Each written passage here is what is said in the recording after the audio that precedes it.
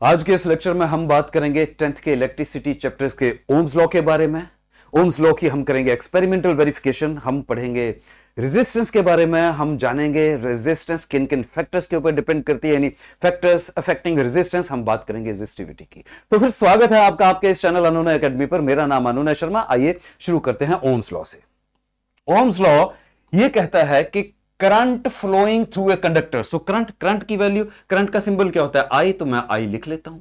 Current flowing through a conductor, current तो conductor से ही फ्लो करेगा। ये जो कंडक्टर से करंट फ्लो कर रहा है भाई डायरेक्टली प्रोपोर्शनल होगा, तो डायरेक्टली प्रोपोर्शनल का साइन लगा लेते हैं। किसके? To the potential difference. Potential difference को तो वी से डिनोट करते हैं। सो ये कह रहा है कि current flowing through a conductor is directly proportional to the potential difference. पहले पोटेंशियल डिफरेंस समझ लेते हैं, फिर समझते हैं डायरेक्टली प्रोपोर्शनल का मतलब क्या होता है। पोटेंशियल डिफरेंस का मतलब क्या है? पोटेंशियल डिफरेंस का मतलब है एक एक्सटर्नल सोर्स ऑफ एनर्जी, एक एक्सटर्नल सोर्स ऑफ एनर्जी जो इलेक्ट्रॉन को धक्का देने का काम करेगा, जो इलेक्ट्रॉन को एनर्जी प्रोवाइड करेगा, जो इलेक्ट्रॉन के फ्लो के लिए एनर्जी देगा, उनको धक्का देगा। तो पोटेंशियल डिफरेंस अगर मैं बढ़ा दूंगा, यानी एक्सटर्नल सोर्स की एनर्जी में बढ़ा दूंगा, तो ये क्या करेगा? एनर्जी बढ़ जाएगी तो ये ज्यादा इलेक्ट्रॉन को धक्का देगा, यानी नंबर ऑफ इलेक्ट्रॉन्स का फ्लो बढ़ जाएगा। और इलेक्ट्रॉन्स का फ्लो बढ़ जाए तो इलेक्ट्रॉन्स के फ्लो को क्या कहते हैं? करंट। तो इसका मतलब मेरे पास करंट बढ़ जाएगा। इसका मतलब यही हुआ ना। फिर से समझो, पोटेंशियल डिफरेंस का मतलब एक्सटर्नल सोर्स जो इलेक्ट्रॉन्स को मूव करने के लिए धक्का दे रहा है। ऑलराइट, ऐसे इलेक्ट्रॉन्स अपनी मर्जी से तो जाएंगे नहीं, उनको धक्का देना पड़ेगा, नहीं तो वो रैंडमली कहीं भी घूमते रहेंगे। हम एक जगह से दूसरी जगह इलेक्ट्रॉन्स को भेज रहे हैं, तो उसके लिए हमें ताकत लगानी पड़ेगी। उस ताकत को, उस एनर्जी को हमने कहा पोटेंशियल डिफरेंस। अगर वो ताकत बढ़ गई तो फ्लो ऑफ इलेक्ट्रॉन्स बढ़ जाएगा। अगर फ्लो ऑफ इलेक्ट्रॉन्स बढ़ गया तो करंट बढ़ जाएगा, क्योंकि फ्लो ऑफ इलेक्ट्रॉन्स क्या होता है? करंट। फाइन। अब डायरेक्टली प्रोपोर्शनल का मतलब वही तो है। अगर पोटेंशियल डिफरेंस बढ़ा देंगे तो फ्लो ऑफ करंट बढ़ जाएगा, यानी करंट की वैल्यू बढ़ जाएगी। अगर पोटेंशियल डिफरेंस कम कर देंगे तो करंट की वैल्यू भी कम हो जाएगी। ये बात समझ में आई? ये बात समझ में आई? ओके। इसका मतलब क्या है? इसका मतलब है कि अगर मैं पोटेंशियल डिफरेंस को 2 टाइम्स बढ़ा दूं, पहले V था मैंने 2V कर दिया, तो इधर करंट की वैल्यू भी डबल हो जाएगी भाई। 2 टाइम्स ऑफ करंट हो जाएगा। अगर पोटेंशियल डिफरेंस की वैल्यू मैं 3 टाइम्स कर दूं तो करंट की वैल्यू 3 टाइम्स हो जाएगी। अगर पोटेंशियल डिफरेंस की वैल्यू मैं 5 टाइम्स कर दूं तो करंट की वैल्यू भी 5 टाइम्स हो जाएगी। करंट की वैल्यू भी 5 टाइम्स हो जाएगी। और अगर मैं पोटेंशियल डिफरेंस को कम कर दूं तो करंट की वैल्यू कम हो जाएगी। इतनी बात समझ में आई? यहां तक ये बात समझ में आई? डायरेक्टली प्रोपोर्शनल का मतलब क्या है? ऑलराइट, चलिए इसको मैं अरेज करके थोड़ा साफ कर देता हूं और अब इस लॉ को थोड़ा बढ़ाते हैं आगे। ये लॉ क्या कह रहा है, इसे भी हटा दूं। फाइन। ये कह रहा है भाई कि I is proportional to V, तो मैं ऐसे भी तो लिख सकता हूं V is proportional to I। लिख सकते हैं? हाँ जी, लिख सकते हैं। लेकिन V प्रोपोर्शनल टू I या I प्रोपोर्शनल टू V मुझे एग्जैक्ट वैल्यू नहीं देता। मुझे ये प्रोपोर्शन बताता है कि एक बढ़ेगा तो दूसरा कितना बढ़ेगा, एक कम होगा तो दूसरा कितना कम होगा। लेकिन मुझे एग्जैक्ट वैल्यू चाहिए किसी चीज की। मुझे करंट की एग्जैक्ट वैल्यू चाहिए, मुझे पोटेंशियल डिफरेंस की एग्जैक्ट वैल्यू चाहिए। अगर एग्जैक्ट वैल्यू चाहिए तो प्रोपोर्शनलिटी साइन हटाना पड़ेगा, यहां रखना पड़ेगा साइन ऑफ इक्वलिटी, यानी इक्वल टू। जब यहां रखते हैं तो हम यहां कुछ कांस्टेंट लगाते हैं। इस कांस्टेंट को आपने देखा होगा, इस कांस्टेंट को कहते हैं प्रोपोर्शनैलिटी कांस्टेंट। ये रहा साथ में करंट। ये कांस्टेंट क्यों लगाया जाता है? सर्टेन मिनिमम फैक्टर जो ऑलरेडी इन दोनों के बीच में एग्जिस्ट कर रहा है उसको कांस्टेंट, उसको प्रोपोर्शनलिटी कांस्टेंट कहते हैं। यानी इस फैक्टर के बाद ही बाकी की वेरिएशंस आप लगाएंगे, तब आप एग्जैक्ट वैल्यू निकाल पाएंगे। एग्जांपल देता हूं, पता नहीं रेलेवेंट है इसके, नहीं रेलेवेंट ही होगा। जब आप पैदा हुए तो आपकी एक सर्टेन मिनिमम हाइट थी, उस हाइट से कम तो नहीं हो सकती अब आपकी हाइट। अब अगर हाइट बढ़ेगी तो उससे ज्यादा होगी। वही है proportionality constant, certain minimum factor जिसके ऊपर I और V की वैल्यू डिपेंड करेगी। तो इस फैक्टर को यहां हम नाम देते हैं R से, और ये लिख देते हैं, तो हमारे पास बन गया V is equal to R I. इतनी बात समझ में आ गई? V is equal to R I. ये जो R है इसे हम कहते हैं रेजिस्टेंस। क्या कहते हैं? रेजिस्टेंस। और इसके जो SI यूनिट्स होते हैं वो होते हैं ओम, और इसको हम इस सिंबल से इसके SI यूनिट को डिनोट करते हैं। इतनी बात अभी समझना।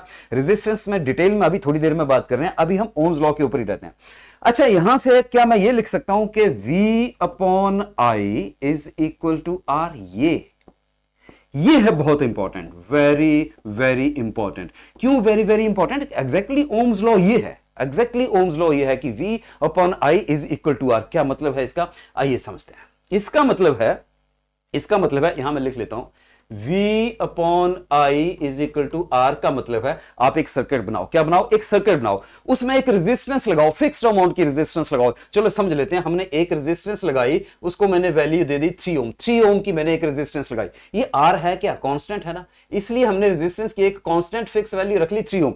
3 ओम की जब मैंने उस सर्किट में रेजिस्टेंस लगाई, मैंने उसके ऊपर लगाया पोटेंशियल डिफरेंस, तो V अपॉन आई की वैल्यू, पोटेंशियल डिफरेंस लगाया तो करंट आएगा, करंट आएगा तो V को I से जब मैं डिवाइड करूंगा तो आंसर मेरे पास 3 ओम ही आना चाहिए, क्योंकि कांस्टेंट। लेट अस सी, देखते हैं। मैं यहां पे इसको देता हूं 6 वोल्ट पोटेंशियल डिफरेंस दिया, कितना दिया, 6 वोल्ट का मैंने पोटेंशियल डिफरेंस दिया, 6 वोल्ट का पोटेंशियल डिफरेंस दिया, तो करंट ने अपने आप को इस हिसाब से एडजस्ट किया कि करंट 2 एम्पीयर ही फ्लो करेगा, ताकि ये V अपॉन आई की वैल्यू आ गई 3 ओम, यानी ये resistance V upon I is constant. अब अगली ये जो टर्न है इससे बिल्कुल समझ में आ जाएगा। मैंने इस पोटेंशियल डिफरेंस को डबल कर दिया, रेजिस्टेंस वही है, रेजिस्टेंस सर्किट की फिक्स रखी है 3 ओम, पोटेंशियल डिफरेंस को मैंने डबल किया, मैंने इसको कर दिया 12 वोल्ट। अब रेजिस्टेंस, अब देखो इसको मैंने डबल किया तो डायरेक्टली प्रोपोर्शनल का मतलब क्या है, करंट भी तो डबल हो जाएगा। करंट कितना हो जाएगा फिर डबल हो गया तो 4 एम्पीयर, 4 3 जा कितना आया 12, आंसर कितना आया देखो 3 ओम, कांस्टेंट। कांस्टेंट अगर मैं इसको 3 गुना बढ़ा दूं, यानी मैं इसको कर दूं 18 वोल्ट, करंट अपने आप को एडजस्ट करेगा, इसका कितना होगा 3 टाइम्स यानी 6, आंसर क्या आएगा 3 ओम। ये बात समझ में आई, यानी V upon I is always constant and that constant की वैल्यू होती है उस मटेरियल का रेजिस्टेंस। रेजिस्टेंस मतलब क्या, रेजिस्टेंस मतलब रेजिस्ट करना, रेजिस्टेंस मतलब अपोज करना, रेजिस्टेंस मतलब रोकना, रेजिस्टेंस मतलब ऑब्स्ट्रक्ट करना। रेजिस्टेंस का मतलब क्या होता है, रोकना, ऑब्स्ट्रक्ट करना। अभी रेजिस्टेंस नहीं समझनी, सिर्फ थोड़ी सी इंट्रोडक्शन दे रहा हूं, अभी तो हमने समझना है ओम्स लॉ। इतनी बात समझ में आई, यानी V अपॉन आई हमेशा आएगा कांस्टेंट, ये हो गया ओम्स लॉ, समझ में आ गया होगा।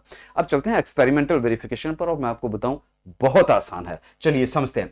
एक्सपेरिमेंटल वेरिफिकेशन के लिए इस ढंग का एक सर्किट बनाना पड़ेगा। अब इस सर्किट को समझ लेते हैं, सर्किट में है क्या क्या। देखो इस सर्किट को ध्यान से देखो, इसमें एक एमीटर है जो हमें करंट मेजर करके देगा, एम्पीयर में होता है करंट। इसमें एक स्विच है जो ये दिखा रहा है कि ये क्लोज है, क्लोज का मतलब स्विच ऑन है। ये कुछ वायर्स लगी हैं जिनको हम कहेंगे कंडक्टर। यहां हमने एक फिक्स्ड रेजिस्टेंस लगा दी एक्स वाई, एक फिक्स्ड रेजिस्टेंस लगा दी, नाम दे दिया आर, और ये लगाया हमने पोटेंशियल डिफरेंस मेजर करने के लिए, इधर लगाया वोल्ट मीटर। ठीक होगी बात। एक्सटर्नल सोर्स देना पड़ेगा, पोटेंशियल डिफरेंस देना पड़ेगा, तो यहां मैंने लगा दिए 4 सेल्स, ये पहला सेल, ये दूसरा सेल, ये तीसरा सेल, ये चौथा सेल, 4 सेल्स की बैटरी मैंने लगा दी। ये अरेंजमेंट समझ में आ गई, ठीक है। अब हमने क्या करना है, सबसे पहले पहला स्टेप एक ही सेल लेना है, ये बाकी सेल हटा दो।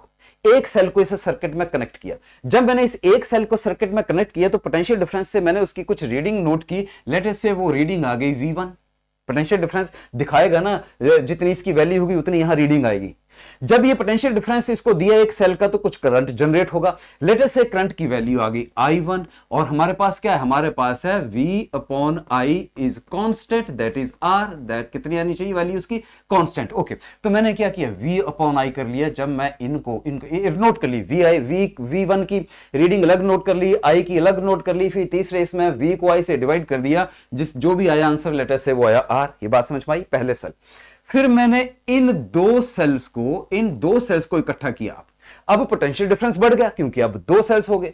जब 2 सेल्स हुए तो मैंने फिर से पोटेंशियल डिफरेंस में रीडिंग नोट की, लेटर से वो हुई V2। मैंने करंट की रीडिंग नोट की, यहां से वो हो गई I2, और मैंने फिर इनको डिवाइड कर दिया। जब डिवाइड किया तो फिर से वैल्यू कितनी आई, R, सेम ही वैल्यू आएगी। यही तो कह रहा है V upon I is always constant for a given circuit. Alright, फिर मैंने क्या किया, मैंने 3 सेल्स इकट्ठे कर लिए, मैंने फिर से रीडिंग नोट की। पोटेंशियल डिफरेंस की रीडिंग इधर से आई मेरे पास V3, करंट की लेटर से इधर से आई I3, डिवाइड करूंगा वैल्यू फिर से सेम आएगी यार। और उसके बाद मैंने चारों ही सेल्स को एक साथ कनेक्ट कर दिया, वैल्यू आई V4 पोटेंशियल डिफरेंस की, करंट की वैल्यू आई लेटर से I4, रेजिस्टेंस की वैल्यू फिर इसको डिवाइड करूंगा तो सेम ही आएगी, कांस्टेंट आएगी। अभी थोड़ी देर पहले मैंने आपको करके दिखाया ना, वही है ये। सो करना क्या है, एक सर्किट बनाना है, उस सर्किट में एक फिक्स्ड रेजिस्टेंस डाल दो, फिर आप जितना भी पोटेंशियल डिफरेंस वेरी करेंगे उसी हिसाब से यहां से करंट वेरी होगा, और जब आप V अपॉन आई की रेशियो निकालें तो फिक्स आएगी, और उसकी वैल्यू कितनी होगी, जितनी आपने यहां पे रेजिस्टेंस लगाई है। ये बात समझ में आई? अब आप बोलेंगे सर इसका कुछ लिखना कैसे है, वो समझा दो, कुछ स्क्रीनशॉट दे दो। तो ये रहा भाई स्क्रीनशॉट, ऐसे लिख लेना। Setup the circuit as shown in the figure, ये रही diagram, consisting of a nichrome wire लगाई एज ए रेजिस्टेंस XY से 0.5 मीटर की, एक लगाया हमने एम मीटर, एक लगाया हमने वोल्ट मीटर, और हमने सेल्स लगाए 4 1.5 वोल्ट ईच। इतनी बात समझ में आ गई? अब पहला स्टेप क्या था? पहला स्टेप का था कि पहले एक ही सेल को कनेक्ट करो। तो हमने first use only one cell लिख दिया, जो कर रहे हो वही लिखना है, जो कर रहे हैं वही लिखना है। फिर जब वो वेल सेल गया तो आप एम मीटर से रीडिंग आपने नोट कर ली करंट की, वोल्ट मीटर से रीडिंग आपने नोट कर ली पोटेंशियल डिफरेंस की, और उसको नोट कर लिया।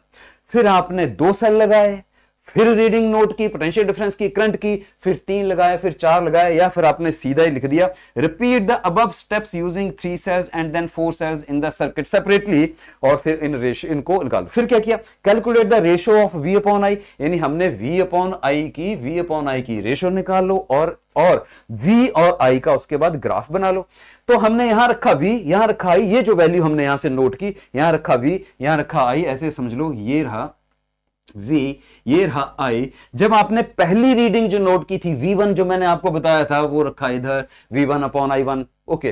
फिर दूसरी रीडिंग नोट की, वो रखा इधर, तीसरी की, वो चौथी की हो, तो आप देखेंगे जब आप इनको ज्वाइन करेंगे तो ये एक स्ट्रेट लाइन बन के आएगी, विच इज शोइंग कि एक वेरी कर रहा है तो दूसरा भी वेरी कर रहा है, डायरेक्टली वेरी कर रहा है, एक बढ़ रहा है तो दूसरा भी बढ़ रहा है, लेकिन वैल्यू V अपॉन I की वैल्यू हमेशा कांस्टेंट आएगी। ये समझोगे? चलो आप इसमें से फटाफट स्क्रीनशॉट लो, मैं थोड़ा इधर हो जाता हूं पीछे, स्क्रीनशॉट लो ताकि आप इसको याद कर सको, लिख सको। ओके, ले लिया, चलते हैं आगे। अब जब हम बात कर रहे थे यहां पर किसकी, हम बात कर रहे थे, क्या बात की हमने? देखो, हमने ये कहा कि current flowing through a conductor is directly proportional to the potential difference, और हमने कहा V is proportional to I, और हमने कहा V is proportional to RI, और हमने यहां से क्या कहा था? हमने यहां से कहा V upon I is equal to R। ये है रेजिस्टेंस। अब हम बात करेंगे रेजिस्टेंस की। रेजिस्टेंस क्या होती है? तो हमारे पास क्या आया? हमारे पास आया V upon I is equal to R। चलिए, ऑलराइट, अब इसको समझते हैं।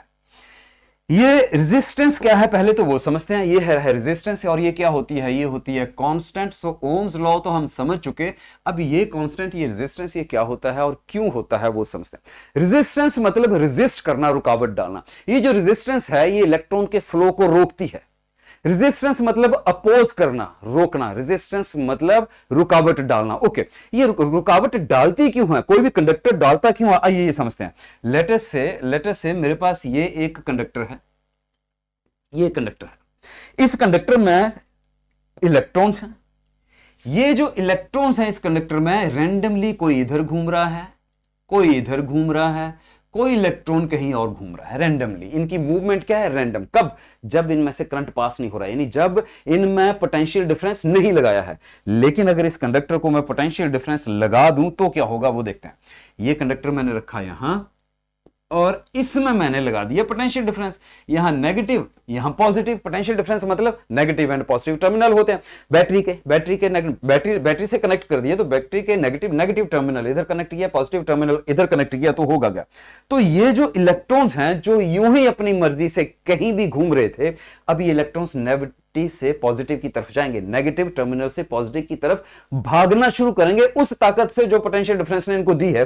तो ये सारे के सारे इलेक्ट्रॉन्स एक साइड में, एक ही डायरेक्शन में भागना शुरू कर देंगे। क्लियर होगी बात? और जब ये भागेंगे ना, ध्यान इधर, जब ये भागेंगे तो इनको रास्ते में मिलेंगे आयंस। हाँ जी, ये जो आयंस रास्ते में मिलेंगे, इनको रास्ते में मिलेंगे एटम्स। तो ये इलेक्ट्रॉन भागते भागते इन आयन से और एटम से टकराएंगे। ऐसे समझो, नहीं समझ में आया? ऐसे समझो, जब आपके स्कूल की छुट्टी होती है तो जब आप स्कूल के गेट से एक साथ बाहर निकलते हो तो आप एक दूसरे से टकराते हो ना, एक्सीडेंट होता है ना, एक दूसरे से टकराते हो ना। ऐसे जब ये इलेक्ट्रॉन मूव करना शुरू किया किसी पर्टिकुलर कंडक्टर से, तो उस कंडक्टर में ये इलेक्ट्रॉन जब मूव करना शुरू किया तो उस कंडक्टर में जितने आयंस हैं, जितने एटम्स हैं, उनके साथ इनका एक्सीडेंट होगा, इनका टकराव होगा। टकराव होगा तो क्या फर्क पड़ेगा? इनके फ्लो पर फर्क पड़ेगा या नहीं? जैसे आप अगर गेट से निकल रहे हैं और बहुत सारे बच्चे एक साथ निकल रहे हैं तो आपके फ्लो के ऊपर फर्क पड़ता है कि नहीं? आपकी स्पीड के ऊपर फर्क पड़ता है कि नहीं? ऐसे ही इलेक्ट्रॉन्स के फ्लो के ऊपर फर्क डाल देते हैं ये आयंस और एटम्स जो कंडक्टर में प्रेजेंट है, जिस वजह से इनका फ्लो में एक रुकावट आई, इनके फ्लो करने में रुकावट आई। जैसे आपके दौड़ने में रुकावट आई भीड़ वाले इलाके में। फ्री वाले इलाके में तो खुली जगह में तो जैसे मर्जी दौड़ जाओ, लेकिन अगर भीड़ है और आप किसी से टकरा रहे हैं तो आपके दौड़ने में रुकावट आएगी ना। तो इलेक्ट्रॉन्स के दौड़ने में भी रुकावट आ रही है, और ये जो रुकावट वाली प्रॉपर्टी है इसे ही कहते हैं रेजिस्टेंस। किसी भी मटेरियल की ये प्रॉपर्टी उसकी अपनी अपनी प्रॉपर्टी है। तो रेजिस्टेंस क्या हो गई? रेजिस्टेंस ये हो गई जो रुकावट इस कंडक्टर ने इलेक्ट्रॉन्स के फ्लो के लिए दी, उस रुकावट को कहेंगे रेजिस्टेंस। तो रेजिस्टेंस का मतलब रेजिस्ट करना यानी रुकावट, रेजिस्टेंस का मतलब अपोज करना फ्लो ऑफ इलेक्ट्रॉन्स को यानी रुकावट, रेजिस्टेंस का मतलब ऑब्स्ट्रक्शन देना फ्लो ऑफ इलेक्ट्रॉन्स को यानी रुकावट। अब रेजिस्टेंस को डिफाइन करते हैं तो इसी बेस पे। तो रेजिस्टेंस की डेफिनेशन क्या होगी? रेजिस्टेंस की डेफिनेशन होगी the property of A material. ये उस मटीरियल की अपनी इंडिविजुअल प्रॉपर्टी है, क्योंकि उसमें अपने इंडिविजुअल आयंस और एटम्स हैं। The property of A material to resist the flow of electrons is known as resistance. 1. Number 2, the property of a material to resist the flow of electrons की जगह आप लिख सकते हो to oppose the flow of electrons is known. Okay. The property of a material to obstruct the flow of electrons is known as resistance. यहां तक बात समझ में आ गई? चलिए अब बात करते हैं इसके यूनिट्स की, एसआई यूनिट्स की। यहां चलते हैं। जो मैंने सर्किट बनाया उसमें अगर मैं V और I जो उसमें हैं उनकी मैं SI यूनिट डाल दूं तो रेजिस्टेंस के SI यूनिट आ जाएंगे। रेजिस्टेंस के SI यूनिट को हम प्रोनाउंस करते हैं ओम और लिखते हैं ऐसे। चलिए देखते हैं भाई, अगर इधर रेजिस्टेंस मैं लिख दूं SI यूनिट रेजिस्टेंस का ये रहा, इधर से जब मैंने पोटेंशियल डिफरेंस लगाया तो उसका SI यूनिट हुआ V, करंट आया तो करंट का SI यूनिट हुआ एम्पियर। ध्यान से सुनना आप। अब ये जो कंडक्टर है इसमें से अगर 1 एम्पियर करंट फ्लो करे, फिर से इससे कितना करंट करे फ्लो? केवल 1 एम्पियर, लेकिन subject to the condition. Condition क्या है? कंडीशन यह है कि पोटेंशियल डिफरेंस केवल 1 वोल्ट हो। कितना पोटेंशियल डिफरेंस हो? केवल 1 वोल्ट। यानी जब इस कंडक्टर के ऊपर मैं 1 वोल्ट का एक एक्सटर्नल एनर्जी दूं, यानी पोटेंशियल डिफरेंस 1 वोल्ट या बैटरी 1 वोल्ट की लगाऊं और उसमें से केवल 1 ओम ही करंट पास करे, तो 1/1 क्या हो गया? 1। तो रेजिस्टेंस कितनी बन गई? 1 ohm. That is so simple. या ऐसे भी लिख सकते हो आप, 1 ओम इज इक्वल टू 1V/1A। ऐसे लिख लो, चाहे आप लिख लो, ऐसे बात एक ही है। So when A current of 1 ampere flows through a conductor, ध्यान सारा इधर, when A current of 1 ampere flows through a conductor having potential difference 1 volt, then the resistance is said to be 1 ampere. Either when a current of 1 ampere flows through a conductor having potential difference 1 volt, then the resistance is said to be 1 ohm. When a current of 1 ampere हमने flow किया किसी conductor से, किस conductor से? जिसके पास potential difference कितना था उसके अक्रॉस? 1 वोल्ट। तब हम कहेंगे रेजिस्टेंस ऑफ दिस कंडक्टर, यानी इस कंडक्टर की रेजिस्टेंस भाई 1 ओम है। ये बात समझ में आई? ये बात समझ में आई? क्लियर? ओके। सो ये हो गए इसके SI यूनिट, रेजिस्टेंस के हो गए ये SI यूनिट। यहां तक ठीक है? ऑलराइट। अब आप कहेंगे सर एक जगह बता दो, तो एक जगह ये लो। ओके, ये रही definition. The property of a material to resist the flow of current, the property of आप ना पहले स्क्रीनशॉट ले लो फटाफट, इसका ले लिया। अब फिर से समझ लेते हैं। The property of a material to resist the flow of electrons is known as resistance. The property of a material to oppose the flow of electrons is known as resistance. The property of a material to obstruct the flow of electrons is known as resistance. जैसे मर्जी लिख लो, एक ही बात है। लेकिन मैं आपसे ये कहना चाहता हूं इधर कि इधर मैंने लिखा है इलेक्ट्रॉन्स, कुछ किताब में यहां पे करंट भी लिखा हुआ है, वो भी ठीक है, लेकिन मुझे लगता है इलेक्ट्रॉन लिखना ज्यादा बेहतर है। क्यों? इलेक्ट्रॉन फ्लो करेंगे तो करंट जनरेट होगा ना, पहले इलेक्ट्रॉन फ्लो किए फिर करंट जनरेट हुआ, तो इसलिए मैंने यहां इलेक्ट्रॉन लिखा है। आपकी आगे मर्जी, आप यहां इलेक्ट्रॉन भी लिख सकते हैं, आप यहां करंट भी लिख सकते हैं। So it is given by R is equal to V/I। अभी हमने कर लिया, ये रहा 1 ओम। 1 ओम क्या हो गया? When A current of 1 ampere flows through a conductor having potential difference of 1 volt, then the resistance is said to be 1 ohm. I think अब तो याद हो ही गया होगा यार, हाँ हो गया होगा। चलिए अब चलते हैं आगे और बात करते हैं रेजिस्टर की। रेजिस्टेंस तो आपने समझ ली, ये तो है एक प्रॉपर्टी, लेकिन एक और शब्द है रेजिस्टर, सुन लो थोड़ा, तो एक एक्स्ट्रा नॉलेज समझ लो। रेजिस्टर एक कंपोनेंट होता है कुछ इस ढंग का, अलग अलग शेप का भी हो सकता है, कुछ इस ढंग का कंपोनेंट है। ये कंपोनेंट आपको कहां देखने को मिलेगा? अगर आप अपने घर का टीवी खोल लो, खोल मत देना, सच में मम्मी पापा से डांट भी पड़ेगी, या आप अपना म्यूजिक सिस्टम खोल लो कोई, उसमें ऐसे कुछ इस ढंग के कुछ कंपोनेंट मिलेंगे। ये है रजिस्टर, ये है रजिस्टर। ये क्या है? रजिस्टर। ये होता क्या है? ये एक कंपोनेंट है। क्या करता है? किसी मटेरियल का है, नेचुरली बना है तो किसी मटेरियल का तो है ही है।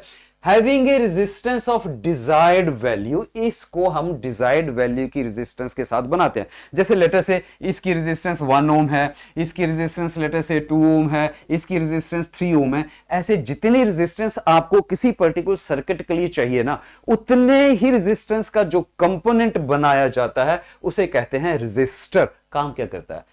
ये काम करता है करंट को रेगुलेट करने के लिए। क्या काम करता है? करंट को रेगुलेट करने के लिए। बहुत डिटेल में नहीं जा रहा हूं क्योंकि आपके सिलेबस में ये है नहीं। चलिए आगे बढ़ते हैं और बात करते हैं हम factors affecting resistance of a conductor. Resistance जो है वो किन किन फैक्टर्स के ऊपर डिपेंड करती है? ओके, बहुत आसान है, बहुत आसान है, बने रहना इधर, बहुत आसान है।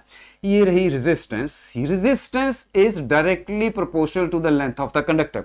ये कह रहा है कि अगर लेंथ ऑफ द कंडक्टर यानी वो मटेरियल जिसमें से आप करंट पास कर रहे हैं उसकी लंबाई बढ़ जाएगी तो उसकी रेजिस्टेंस बढ़ जाएगी, अगर उसकी लंबाई कम हो जाएगी तो उसकी रेजिस्टेंस कम हो जाएगी। भाई ये क्या मतलब हुआ? ये मतलब कैसे हुआ? चलिए समझते हैं। लेट अस से ये एक कंडक्टर है, राइट, इसकी ये रही लेंथ, इसकी कुछ रेजिस्टेंस है R1।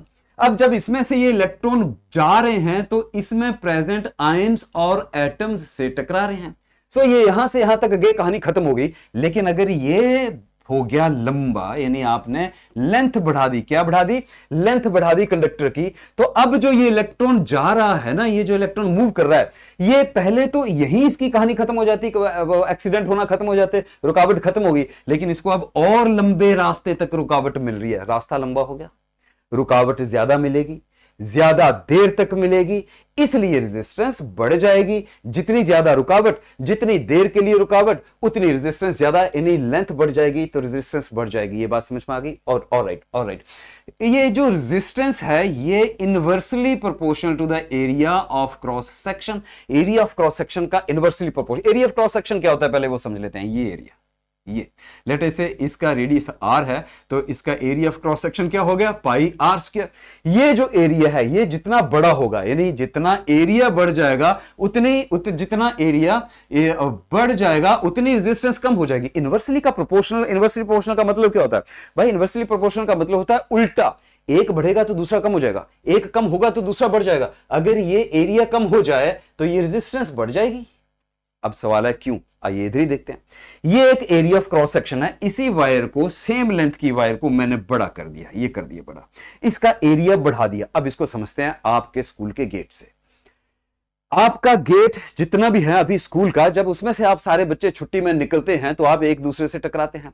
लेकिन अगर मैं गेट को बढ़ा कर दूं तो आप थोड़ा आसानी से निकल पाओगे और ज्यादा बच्चे एक साथ निकल पाओगे, आसानी से निकल पाओगे, यानी रुकावट कम होगी। तो जब ना हमने एरिया बढ़ाया तो वह ज्यादा इलेक्ट्रॉन फ्लो कर पाएंगे, एरिया बढ़ गया ना, और रुकावट कम हो जाएगी, ज्यादा इलेक्ट्रॉन फ्लो कर पाएंगे। ज्यादा इलेक्ट्रॉन फ्लो कर पाएंगे तो हम कहेंगे एरिया अगर बढ़ गया तो उसकी रेजिस्टेंस कम हो गई। इतनी बात समझ में आ गई? फाइन।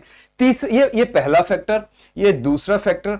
तीसरा फैक्टर जो ये डिपेंड करता है वो डिपेंड करता है नेचर ऑफ मटेरियल। पहले समझ लो पूरा, नेचर ऑफ मटेरियल। इसका क्या मतलब हुआ? जिस मटेरियल से हमने ये कंडक्टर बनाया है उसकी नेचर क्या है, उसकी आदत क्या है। जैसे अगर मैंने कोई कंडक्टर कॉपर से बनाया है तो उसकी अपनी एक नेचर है, उसमें अपने एक आयंस हैं, कुछ एटम्स हैं, तो इसकी इलेक्ट्रॉन्स को रोकने की अपनी एक कैपेबिलिटी होगी, अपनी एक कैपेसिटी होगी। तो जितनी कैपेसिटी होगी इसकी इलेक्ट्रॉन को अपोज करने की उतनी इसकी रेजिस्टेंस। लेकिन अगर मैंने लेटर से सिल्वर का कुछ बनाया तो सिल्वर की अपनी अलग कैपेसिटी है इलेक्ट्रॉन के फ्लो को रोकने की, तो इसकी रेजिस्टेंस अलग होगी। ये बात समझ में आई? इसलिए हम कहेंगे it depends on the nature of the material. और चौथा फैक्टर टेम्परेचर। टेम्परेचर को ध्यान से समझना, टी लिख देता हूं। टेम्परेचर, अगर इस कंडक्टर का टेम्परेचर बढ़ जाए, इस कंडक्टर का टेम्परेचर बढ़ जाए तो इसकी रेजिस्टेंस बढ़ जाती है। फिर से देख लेना, अगर कंडक्टर्स में, अब मैं बात करूंगा पहले कंडक्टर्स के लिए।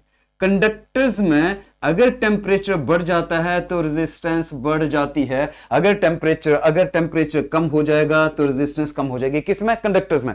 लेकिन इंसुलेटर्स में उल्टा है भाई।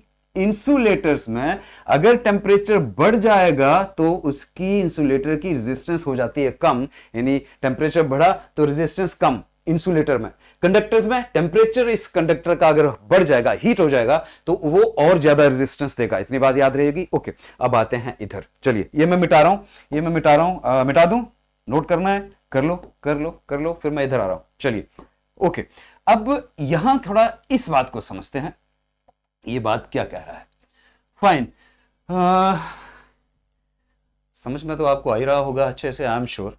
और अगर फिर भी कोई डाउट रह जाता है तो आप उधर डॉट कमेंट सेक्शन में लिख दीजिएगा। पहला factor, resistance is directly proportional to length. दूसरा factor, resistance is inversely proportional to the area.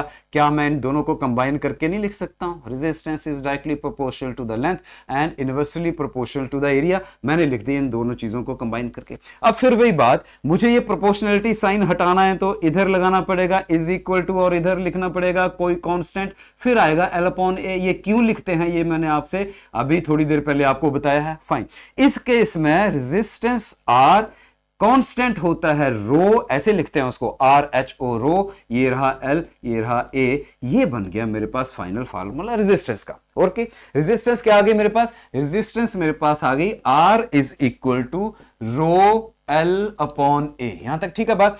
ये जो कांस्टेंट आया, इस कांस्टेंट को हम कहते हैं रेजिस्टिविटी। ये थोड़ी देर में हम स्टडी कर रहे हैं, अब केवल हम फैक्टर्स के ऊपर बात कर रहे हैं, ये थोड़ी देर में हम इसको स्टडी कर रहे हैं, ठीक होगी बात।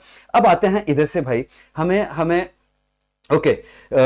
हमें रेजिस्टिविटी थोड़ी देर में स्टडी करते हैं, लेकिन फैक्टर्स अफेक्टिंग रेजिस्टेंस हमने स्टडी कर लिए। क्या किया हमने? ये लेंथ से डायरेक्टली है, एरिया से इनवर्सली है, और जब हम इनको सॉल्व करेंगे तो एक और जन्म हो गया इधर, एक और कंसेप्ट का, that is known as the resistivity. अब आप कहेंगे सर एक जगह पे दे दो, तो ये रहा एक जगह पे। Factors affecting resistance, length of a conductor.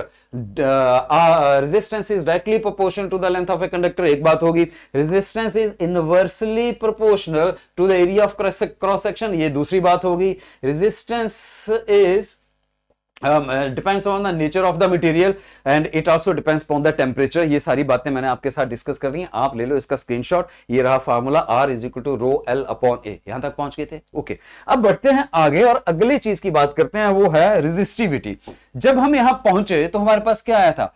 Resistance हमारे पास क्या आया था? Resistance is equal to rho L upon A। इस फॉर्मूले तक पहुंच गए थे, और मैंने आपको यह कहा था कि इसको हम कहते हैं रेजिस्टिविटी। क्या कहते हैं? रेजिस्टिविटी। अब समझते हैं ये रेजिस्टिविटी क्या होती है।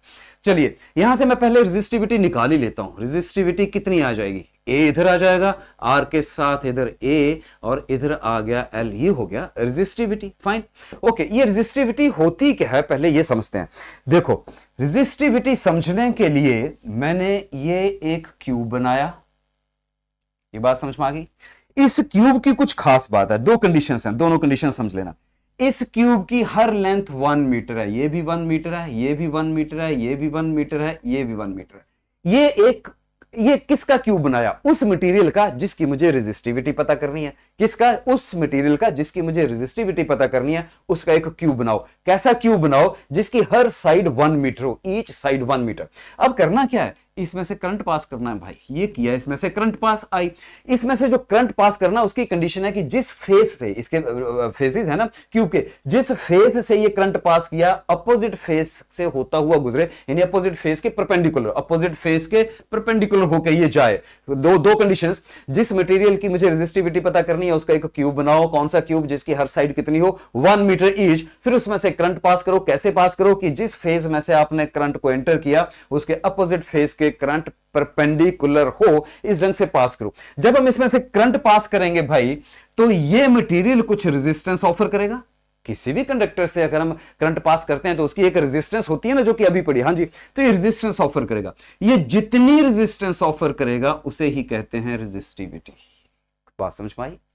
एक cube, side 1 metre each, current उसमें से पास किया perpendicular to the opposite face, तो ये कुछ रेजिस्टेंस देगा। जितनी रेजिस्टेंस देगा उसी रेजिस्टेंस को हम रेजिस्टिविटी कहते हैं। तो रेजिस्टिविटी हुई क्या? रेजिस्टिविटी आखिरकार रेजिस्टेंस ही हुई, लेकिन किसकी? किसी मटेरियल के क्यूब की, जिसकी हर साइड 1 मीटर हो, तब उसमें से करंट पास करें, तब वो जो रेजिस्टेंस देगा उसको हम रेजिस्टिविटी कहते हैं। ये बात समझ में आ गई? डिफाइन कैसे करें? Resistivity is the resistance. Resistivity क्या है? रेजिस्टेंस। रेजिस्टिविटी क्या है? Resistance. Resistivity is the resistance offered by a cube of a material of side 1 meter each when current flows perpendicular to the opposite phase. Come on, फिर से एक बार। Resistivity, what is resistivity? Resistivity is the resistance offered by a cube of any material of side 1 meter each when current flows perpendicular to the opposite phase. फिर से समझ लो एक बार। Resistivity is the resistance offered by a cube of a material of side 1 meter each when current flows perpendicular to the opposite face. Clear हो गया? समझ में आ गया ये? गुड। ये डेफिनेशन समझ में आ गई। चलिए यहां आते हैं। अब सवाल ये होता है कि सर इसके ऐसा यूनिट भी बता दो। तो चलिए अब हम इसके रेजिस्टिविटी के यूनिट्स क्या होंगे, तो रेजिस्टिविटी के यूनिट्स देख लेते हैं। यूनिट देखने के लिए हमें क्या करना पड़ता है? रेजिस्टिविटी का जो फॉर्मूला है उसमें जितनी टर्म्स है उन सबके ऐसा यूनिट लिख दो तो रेजिस्टिविटी के यूनिट आ जाएंगे। चलिए देखते हैं रेजिस्टिविटी के यूनिट क्या बनते हैं। Resistivity is equal to R. R का ऐसा यूनिट क्या होता है? ओम। मैंने ये ओम लिख दिया। एरिया, ये जो क्यूब है इसके फेस का एरिया कितना होगा? इसकी हर साइड 1 है, तो 1 इंटू 1 यानी 1 मीटर स्क्वायर। तो एरिया हो गया इसका 1 मीटर स्क्वायर। फिर से समझ लो, ये क्यूब रेजिस्टिविटी कब है? जब क्यूब में से करंट पास करे। तो एरिया किसका होगा? जिस जहां से करंट जा रहा है उस फेस का एरिया। फेस का एरिया कितना है भाई? ये भी 1 मीटर है, इसकी ये भी 1 मीटर है, तो length into breadth is the area. तो 1 मीटर इंटू 1 मीटर गिव्स भी 1 मीटर स्क्वायर। ऑलराइट, और लेंथ कितनी है? ये यहां से यहां तक ये लेंथ कितनी है? ये भी तो 1 मीटर ही है, तो ये हो गया 1 मीटर। अब देखो जरा, देखो कुछ कट रहा है यहां से कुछ। हाँ जी, ये मीटर से ये स्क्वायर कट गया, मेरे पास बचा क्या? Resistivity is equal to ohm metre. लो जी, हो गया काम। ये हो गए इसके एसआई यूनिट। क्या बोलेंगे इसको? ओम मीटर। ये ओम बचा, ये 1 मीटर बचा, बस। सो ओम मीटर हो गए इसके एसआई यूनिट। तो रेजिस्टिविटी के यूनिट क्या हो गए? ओम मीटर। याद रह जाएगा? ये याद रह जाएगा। That's good, perfect. अब आप फिर वही बात बोलेंगे कि सर एक जगह दे दो, तो लो ना, घबरा क्यों रहे हो? Resistivity of a material is defined as the resistance offered by a cube of a material of side 1 meter each when current flows perpendicular to the opposite phase. Definition याद होगी अब तो। ओके, अब इसको लिखते कैसे हैं? इसको लिखते हैं R is equal to rho L upon A। यहां मैंने इसको क्या कहा? अगर एरिया 1 है, ये 1 है, तो रेजिस्टिविटी किसके बराबर आ गई? यही तो डेफिनेशन है। Resistivity is the resistance. Units of resistivity सीधा लिख दो। ये फॉर्मूला लिखा, इनके यूनिट्स लिखे। यूनिट्स के आगे मेरे पास ohm metre. Is it okay? Clear? So far so good. Okay, अब चलते हैं थोड़ा सा आगे और बात करते हैं classification of materials based on resistivity. Resistivity के हिसाब से मटेरियल्स को थोड़ा स्टडी करते हैं। पहली बात, कंडक्टर्स क्या होते हैं? जिनमें से करंट फ्लो करता है, करेक्ट, जिनमें से इलेक्ट्रॉन्स फ्लो कर सकते हैं, उसी को कंडक्टर्स कहते हैं। तो ये कह रहा है जो मेटल्स हैं लाइक कॉपर, एल्युमिनियम, सिल्वर या प्लेटिनम, इनमें क्या है? Large number of free electrons. इनमें फ्री इलेक्ट्रॉन्स बहुत सारे होते हैं, इसलिए ज्यादा फ्लो कर सकते हैं, लेकिन इनकी रेजिस्टिविटी छोटी होती है। They have very small resistivity. Resistivity क्या थी? क्यूब। इनका अगर एल्युमिनियम का क्यूब बनाया जाए जिसकी साइड 1 मीटर ईच हो, उसमें से जब करंट फ्लो करें तब वो जो रेजिस्टेंस प्रोड्यूस करेगा उसी को रेजिस्टिविटी कहते हैं। वो वैल्यू इनके लिए आती है कम, इसलिए हम इनको कहते हैं कंडक्टर्स। ये बात समझ में आ गई? सेमीकंडक्टर्स क्या होते हैं? सेमीकंडक्टर्स वो होते हैं जिनकी रेजिस्टिविटी कंडक्टर से थोड़ी सी ज्यादा होती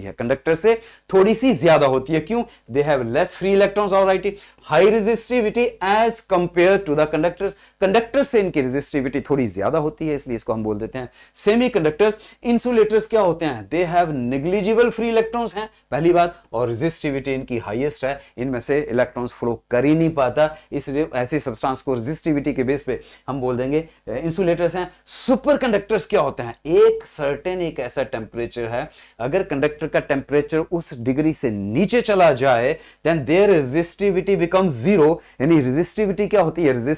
रेजिस्टिविटी जीरो होगी तो रेजिस्टेंस जीरो होगी, इसलिए हम इनको कहते हैं सुपर कंडक्टर्स। इनमें कोई रुकावट नहीं आती इलेक्ट्रॉन्स को चलने की। ओके, हमने रेजिस्टिविटी के बेस पे क्या कहा? कंडक्टर्स स्मॉल रेजिस्टिविटी, जिसकी स्मॉल रेजिस्टिविटी हम कहेंगे वो कंडक्टर्स हैं। जिसकी कंडक्टर से थोड़ी सी ज्यादा रेजिस्टिविटी हम कहेंगे वो सेमीकंडक्टर्स हैं। और जिसकी रेजिस्टिविटी बहुत हाई हो, जिनमें से इलेक्ट्रॉन फ्लो ही नहीं हो सकते हो, हम कहेंगे वो इंसुलेटर्स हैं।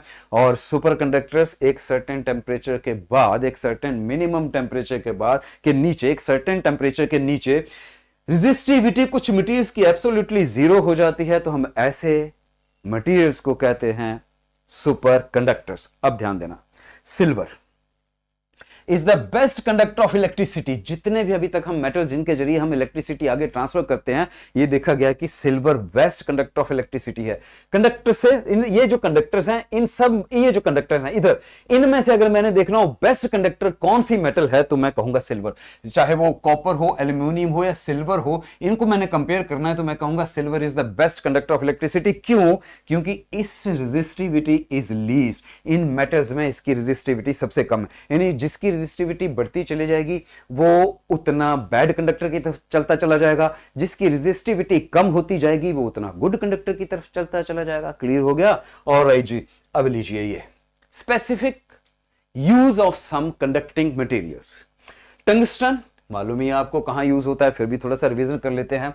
इसका बहुत हाई मेल्टिंग पॉइंट होता है। हाई मेल्टिंग पॉइंट की वजह से हम इसे यूज एज ए फिलामेंट। कौन सा filament?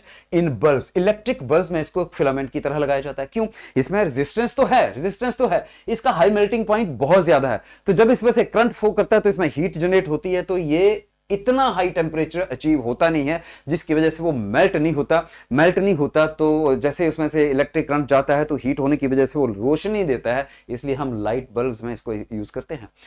Nichrome have high resistivity, इसकी रेजिस्टिविटी हाई है एंड मेल्टिंग पॉइंट भी हाई है, इसलिए हम इसको यूज करते हैं हीटिंग डिवाइसेस में। जितने भी आपके घर में हीटिंग डिवाइसेस हैं उनमें ये वाला मटेरियल यानी नाइक्रोम यूज होता है, चाहे वो आपकी आयरन हो, प्रेस हो, चाहे वो आपका गीजर हो, चाहे वो आपका हो हीटर। क्यों? क्योंकि जब इनमें से करंट पैदा होता है, जब इनमें से करंट जाता है तो ये हीट होते हैं, और हीट होने के बाद ये रोशनी कम देते हैं, हीट ज्यादा देते हैं, इसलिए हीटिंग डिवाइसेस में।